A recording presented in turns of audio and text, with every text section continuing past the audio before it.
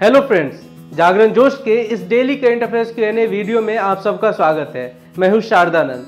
हम लोग इस वीडियो में देखते हैं कि आज के करंट अफेयर्स से क्या कुछ इंपॉर्टेंट क्वेश्चंस बन सकते हैं, साथ ही उनके क्या जवाब होंगे और उनसे जुड़े कुछ फैक्ट्स क्या रहेंगे। तो ये सारी चीजें हम आज के इस वीडियो में देखेंगे। तो दोस्तों, आज का पहला सवाल है, हाल में इसरो द्वारा प्रक्षेपित 40वें संचार उपग्रह का नाम बताएं। ऑप्शन हैं GSAT-31, GSAT-11, GSAT-35, GSAT-30 और इसका सही जवाब है ऑप्शन ए GSAT-31।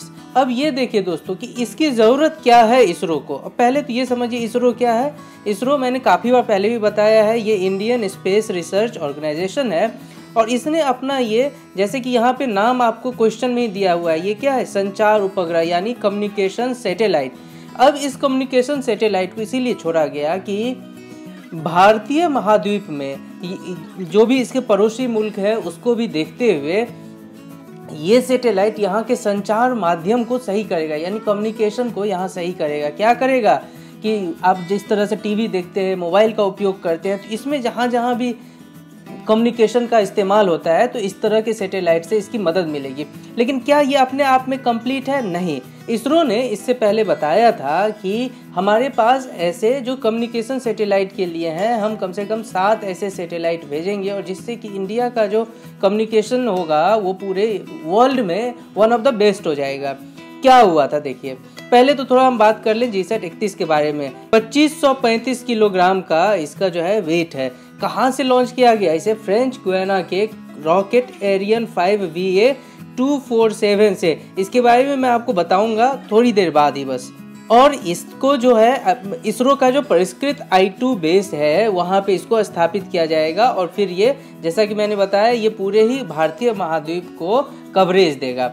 आपको याद होगा पिछले वीडियो में मैंने आपको बताया था कि ऐसे ही इसरो ने एक GSAT-11 सैटेलाइट भी छोड़ा था और जो अपने आप में अब तक का सबसे हैवीएस्ट सैटेलाइट था और उसका वेट कितना था, इसका डबल से भी ज़्यादा, यानी ये लगभग 5500 किलो के बराबर उसका जो था वो वेट था और जिसे दिसंबर 2018 को छोड़ा गया था। तो ये जो सीरीज है, कम्युनिकेशन सैटेलाइट की सीरीज है, उसी सीरीज का GSAT-31 भी एक अगला सीरीज है जो कि बाकी अभी तक वहाँ पे जो भी सैटेलाइट को स्थापित किया गया है उसे ये एक तरह से सपोर्ट देगा और फिर अपना वहाँ पे काम भी करेगा। बढ़ेंगे आज के दूसरे सवाल की ओर।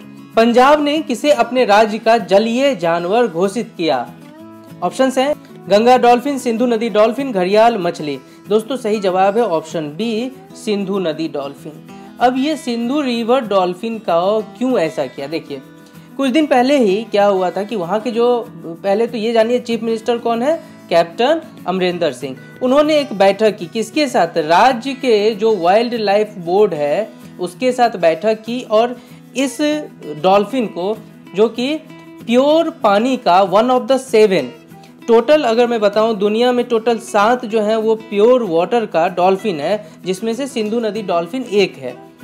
इसकी संख्या बहुत ही कम होते जा रही है और बताया जा रहा है कि सिंधु नदी में लगभग 1800 के करीब, जो कि पाकिस्तान में मेनली जो इसका जो प्रवाह है सिंधु नदी का वो पाकिस्तान में है, तो सिंधु नदी में तकरीबन 1800 के करीब ये डॉल्फिन है। और वहीं अगर ब्यास की बात करें, ब्यास नदी जो है उसमें 10 से 12 के तकरीबन इसकी संख्या बताई जा रही है। यानी एक तरह से ये जो है एक खतरा बना हुआ है इसके जीवन को लेके कि कहीं दुनिया से ही ये खत्म ना हो जाए। और उसी को देखते हुए जो वहाँ की सरकार थी उसने अपना राज्य का जो है जलीय जानवर इसे घोषित किया है। अगर इस मछली की बात करें तो सिंधु नदी डॉल्फिन को वूलन नदी से भी, ये आपको याद रखना है कि कभी भी ये चीज़ पूछा जाता है कि वूलन किसे कहा जाता है या सिंधु नदी डॉल्फिन का नाम क्या है, दूसरा नाम क्या है, तो इसको हम कहेंगे कि इसका नाम वूलन है। ऐसे ही जैसे मैंने आपको कहा था कि 7 ताजे पानी की डॉल्फिन है, उसमें कौन कौन से हैं? अमेजॉन नदी डॉल्फिन है जिसे बोटो या पिंक रिवर कहते हैं, टुकुक्सी कहते हैं, भूरे रंग की अमेजॉन नदी डॉल्फिन है। गंगा नदी डॉल्फिन है, इसके बारे में भी आपको मैंने पिछले वीडियोज में बताया है, जिसे सुसु भी कहा जाता है। सिंधु नदी मैंने बताया वूलन है। इरावदी नदी डॉल्फिन और यांगती नदी डॉल्फिन, ये सारे डॉल्फिन है जो कि जो मीठे पानी जिसको हम कहते हैं प्योर वाटर की, ये सारे डॉल्फिन है। इनके बारे में और भी चीज़ बताया जाता है कि ये जो डॉल्फिन मछली होती है ये क्या होते हैं, ये जनरली ये ब्लाइंड, जनरली नहीं, ये ब्लाइंड ही होते हैं, ये ब्लाइंड होते हैं। और बताया जाता है कि इसकी जो उत्पत्ति हुई थी, जब आपको अगर ज्योग्राफी की थोड़ी बहुत समझ होगी, तो जब टेथिस नदी थी वहीं से इसकी शुरुआत हुई थी। बाद में टेथिस नदी भर गया था और इससे बहुत सारे हमारे जियो जो है एक परिवर्तन हुआ है। सारी चीज़ें अगर आप ज्योग्राफी पढ़ेंगे वहाँ समझ में आएगा। तो वहाँ के बाद इसने अपना जो जगह था वो पानी को ही चुना और तब से ये पानी में ही रहती है, ऐसा कहा जाता है। बढ़ेंगे आज के अगले सवाल पर। अंतरिम बजट 2019-20 के अनुसार 22वां एम्स जो कि all India institute for medical science है, या हिंदी में जिसे अखिल भारतीय आयुर्विज्ञान संस्थान कहते हैं, किस राज्य में स्थापित किया जाएगा? ऑप्शन है हरियाणा, पंजाब, तेलंगाना, राजस्थान। दोस्तों सही जवाब है ऑप्शन ए हरियाणा। बजट आपको मैंने बजट वीडियो में बताया है कि जो पीयूष गोयल ने जिन्होंने बजट पेश किया उन्होंने बताया कि हम लोग जो है 22वां एम्स जो है वो हरियाणा में पेश करेंगे, वहाँ पे स्थापना उसकी हो रही है।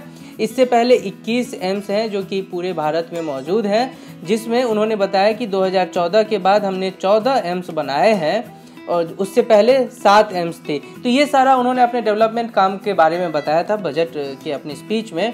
तो अगर आपसे अब पूछा जाए 22वां कहाँ पे होगा, जवाब होगा हरियाणा में। पढ़ेंगे आज के अगले सवाल की ओर। अमेरिका के राष्ट्रपति डोनाल्ड ट्रंप ने हेड ऑफ इंटीरियर डिपार्टमेंट के पद पर किसे नामित किया?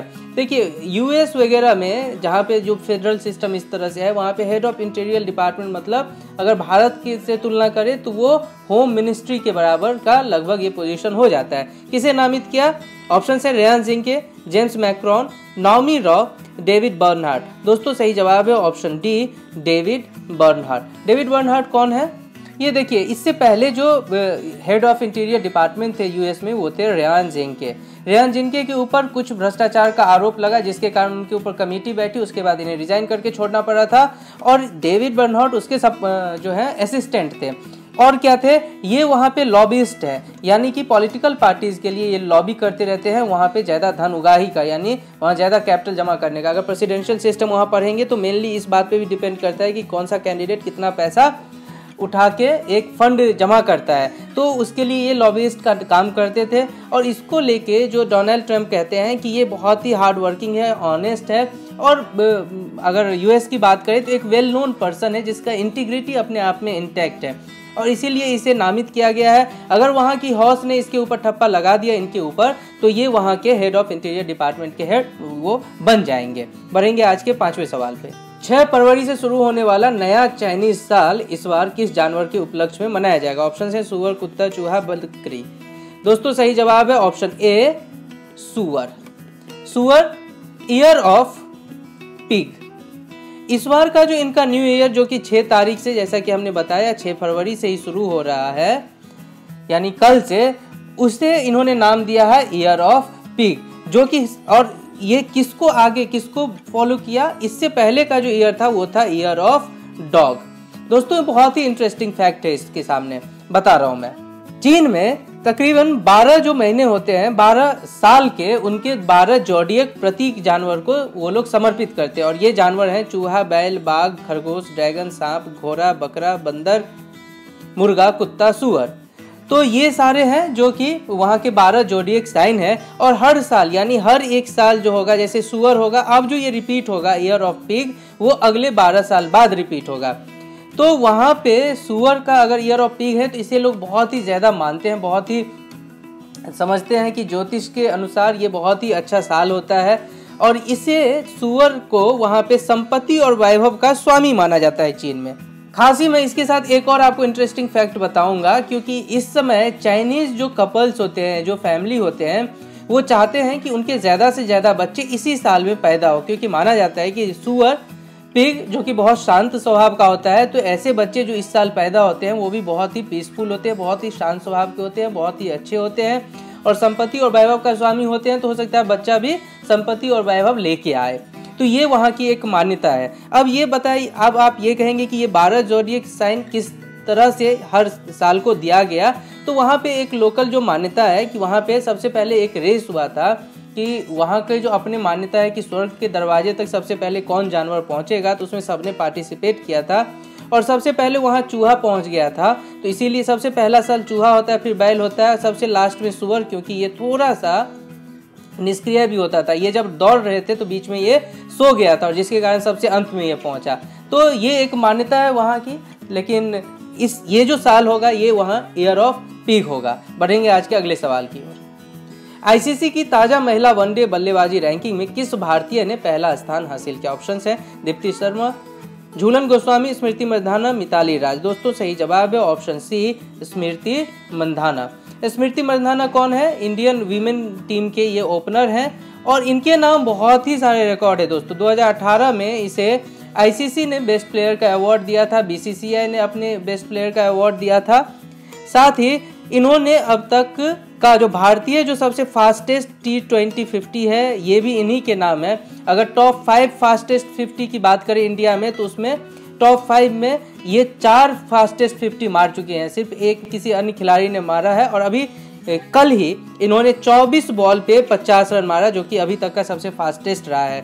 25 बॉल पे भी इन्होंने मारा है, 30 बॉल पे किसी अन्य खिलाड़ी का है, फिर 31 और 32 बॉल पे इन्हीं के नाम ये रिकॉर्ड है कि इन्होंने फास्टेस्ट 50 मारा है। और इनके परफॉर्मेंस को देखते हुए आईसीसी ने अपने जो रैंकिंग है उसमें उन्हें पहला स्थान दिया है। ये उनके 3 स्थान की बढ़त हुई है। वहीं मिताली राज 5वें स्थान पे अभी उस रैंकिंग में है। और अब आज का 7वां सवाल, केंद्र सरकार किस नदी के माध्यम से उत्तर पूर्व में कंटेनर कार्गो मूवमेंट शुरू करने की योजना बना रही है? ऑप्शन से गंगा, ब्रह्मपुत्र, यमुना, गोदावरी। दोस्तों इसका सही जवाब है ऑप्शन बी, ब्रह्मपुत्र। ब्रह्मपुत्र जो कि नॉर्थ ईस्ट में बहने वाली सबसे मुख्य नदी, सबसे इम्पोर्टेंट नदी है ब्रह्मपुत्र। और वहाँ पे कार्गो मूवमेंट को बढ़ाने के लिए वो कह रहे हैं कि इसी नदी में जो इसकी जो नेविगेशन सिस्टम होगी, जो वहाँ पे जिस तरह से हम बनाएंगे उसको इन्होंने सरकार बहुत अच्छे से इसको डेवलप करेगी और फिर वहाँ पे ये मूवमेंट शुरू किया जाएगा। दोस्तों आपको मैं बता दूं कि जो नॉर्थ ईस्ट है वो ये जो गवर्नमेंट है एनडीए गवर्नमेंट, इनके लिए एक तरह से टॉप प्रायोरिटी पे है। अगर आप देखेंगे वहाँ के डेवलपमेंट वर्क को तो उन्होंने 2019-20 जो इस बार का बजट है उसमें 21% वहाँ के बजट को बढ़ाया और 58,166 करोड़ रुपए इस बार उनके लिए आवंटित किए हैं नॉर्थ ईस्ट के लिए। अगर डेवलपमेंट कार्य की बात करें तो आपको मैंने पिछले वीडियो में बताया था कि सबसे पहले सिक्किम में सबसे पहला एयरपोर्ट बनाया गया था पोखियोंग में। अभी आपने कुछ दिन पहले देखा कि बोगीविल करके एक ब्रिज बनाया है जो कि वहाँ पे बॉर्डर एरिया अरुणाचल प्रदेश और जो चीन का जो बॉर्डर है वहाँ तक पहुँचने में कितने आसानी से इस ब्रिज के बनने से कितना टाइम घटेगा। तो ऐसे वहाँ पे बहुत सारे डेवलपमेंट के प्रोजेक्ट चल रहे हैं और ये भी एक one of the most important project है ये कार्गो मूवमेंट को लेके, और जिसके लिए ब्रह्मपुत्र नदी में वो डेवलपमेंट काम शुरू कर रहे हैं। और अब आज का अंतिम और आखिरी सवाल, इनमें से किस राज्य को सर्वश्रेष्ठ एरी रेशम उत्पादक राज्य सम्मान से सम्मानित किया जाएगा? ऑप्शंस हैं असम, मणिपुर, मेघालय, नागालैंड। दोस्तों सही जवाब है ऑप्शन डी, नागालैंड। नागालैंड के सीएम ने अभी कुछ दिन पहले ही ये बात अपने ट्विटर हैंडल पे बताया कि नागालैंड स्टेट को सर्वश्रेष्ठ एरी रेशम उत्पादक राज्य के सम्मान से सम्मानित किया जाएगा, जिन्हें 9 फरवरी को जो हमारी फॉरेन मिनिस्टर हैं सुषमा स्वराज वो इन्हें सम्मानित करेगी। तो आइए आपको बता दूं कि ये एरी रेशम होता क्या है और इसमें जो सबसे ज़्यादा प्रोडक्शन है वो किस स्टेट से है। तो सबसे पहले अगर मैं आपको बताऊं सबसे ज़्यादा इस रेशम को कौन प्रोड्यूस करता है, तो जो मेन 4 स्टेट हैं वो नॉर्थ ईस्ट से ही है और फिर थोड़े इधर से। देखिए सबसे ऊपर आसाम सबसे ज़्यादा करता है, ये फैक्ट्स आपको याद रखना है दोस्तों। फिर मणिपुर, फिर मेघालय और फिर नागालैंड, फिर जाके होता है झारखंड, बिहार। तो ऐसे बहुत सारे और भी स्टेट हैं जो एरी रेशम को उत्पादित करते हैं। एरी रेशम होता क्या है, देखिए एरी जो नाम है वो असमिया शब्द है एरा और जिसका मतलब होता है अरंडी। आप सब ने अरंडी का पेड़ जो है वो गाँव में देखा होगा और उसी के पौधे पे ये जो कीट जिससे ये एरी रेशम जो सिल्क निकलती है वो उसी पे अपना फीड यानी वहीं से खाना खाती है अरंडी, और इसी के नाम से इसका कहीं कहीं एंडी या अरंडी सिल्क नाम से भी इसे लोग जानते हैं। कहीं कहीं इसे अहिंसा रेशम के नाम से भी जाना जाता है। ऐसा क्यों है? क्योंकि इस पौधे पे जो ये कीट होते हैं वो जब इस सिल्क को निकाला जाता है रेशम को तो इस कीट को मारा नहीं जाता, इसीलिए इसका नाम अहिंसा रेशम के नाम से भी ये मशहूर है। इस रेशम की या इस सिल्क की और एक खासियत है कि ये इतना सॉफ्ट होता है कि ये किसी और भी थ्रेड के साथ मिल जाता है। अगर इसे गर्मी में पहनेंगे तो आपको ठंडापन का एहसास होगा और ठंडे में पहनेंगे तो ये गर्माहट देगी। इसकी ऐसी कोई प्रॉपर्टीज है जिसके कारण ये ऐसा आपको फीलिंग देती रहती है। तो ये बहुत ही महंगा भी मिलता है मार्केट में और इसी के प्रोडक्शन के लिए जो नागालैंड स्टेट है उसे इस से सम्मानित किया जाएगा। तो दोस्तों ये था आज का डेली Q&A वीडियो का पहला सेगमेंट। हम पढ़ेंगे आज के दूसरे सेगमेंट में, जहाँ पे मैं आपसे सवाल पूछा था पिछले दिन, उसका जवाब बताएंगे और एक नया सवाल आपके लिए हम रखेंगे। तो देखते हैं वो सवाल क्या था। आंध्र प्रदेश का नया उच्च न्यायालय राज्य के किस शहर में बनाया जाएगा? ऑप्शन है अमरावती, विजयवाड़ा, हैदराबाद, नेल्लोर। दोस्तों सही जवाब है ऑप्शन ए अमरावती। अमरावती को जब आंध्र प्रदेश और तेलंगाना अलग अलग हुए तो आंध्र प्रदेश ने कहा हम इसे ही अपना कैपिटल भी बनाएंगे और इसी शहर को वो डेवलप करने के लिए बहुत ही लेटेस्ट टेक्नोलॉजी के साथ इसे मॉडर्न सिटी बनाने पे लगे हुए हैं। यहीं पे उसका जो नया हाई कोर्ट है उसको स्थापित किया गया है। और ये हाई कोर्ट कैसे स्थापित किया जाता है, कौन करता है, इसके लिए क्या प्रोसेस है, आप अगर हमारे पिछले करंट अफेयर्स वीडियो को देखेंगे तो वहाँ से आपको बहुत सारी चीज़ें इससे पता चलेगी। तो आप वो सारे वीडियो को ज़रूर देखें। और अब आज का सवाल जो कि आपके लिए है और जवाब आपको हमें कमेंट बॉक्स में लिख के देना है। इसरो ने किस शहर में गगनयान मिशन के लिए मानव अंतरिक्ष उड़ान केंद्र की स्थापना की है? ऑप्शन है बेंगलुरु, हैदराबाद, पुणे, नई दिल्ली। जवाब हमें बताइए कमेंट बॉक्स पे। और दोस्तों ये वीडियो अच्छा लगा तो इसे सब्सक्राइब जरूर कीजिए, अपने दोस्तों को भी बताइए, साथ ही इसे लाइक और शेयर करना ना भूलें और देखते रहे जागरणजोश.com को।